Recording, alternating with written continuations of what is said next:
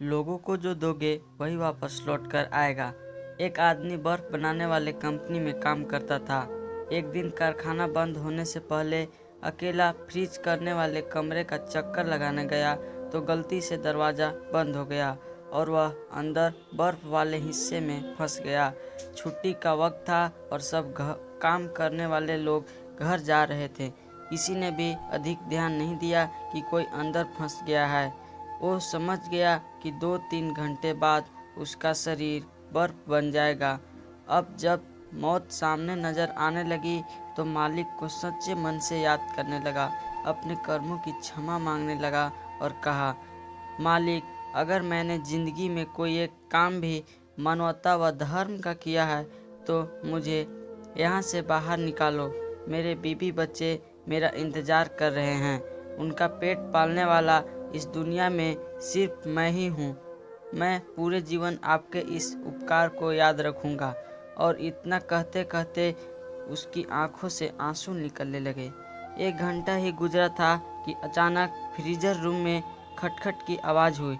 दरवाज़ा खुला, चौकीदार भागता हुआ आया। उस आदमी को उठाकर बाहर निकाला और गर्म हीटर के पास ले गया। उसकी हालत कुछ देर बाद ठीक हुई तो उसने चौकीदार से पूछा, आप अंदर कैसे हैं? चौकीदार बोला कि साहब, मैं 20 साल से यहाँ काम कर रहा हूँ। इस कारखाने में काम करते हुए हर रोज़ सैकड़ों मजदूर और ऑफिसर कारखाने में आते जाते हैं।